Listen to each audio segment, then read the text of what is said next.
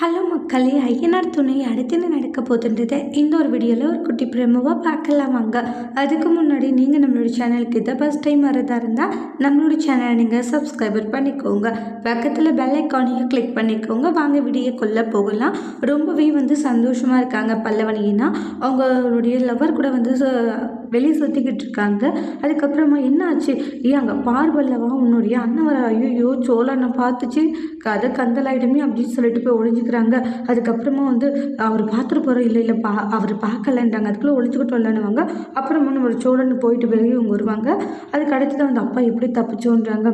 ஆனால் என்ன இருந்தாலையும் அவர் பார்க்கும்போதெல்லாம் எனக்கு ஒரு மாதிரி ஃபீலிங்காகவே இருக்க பல்லவா. ஏன் உனக்கு என்ன ஃபீலிங்கே இல்லை?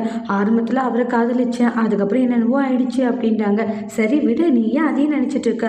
இல்லை சப்போஸ் உனக்கு எனக்கும் கல்யாணம் ஆயிடுச்சு, நான் அந்த வீட்டுக்கு வரும்போது எப்படி அவரை பார்ப்பேன்? இங்கே பாரு, அதெல்லாம் ஒரு விஷயமே இல்லை சரியா?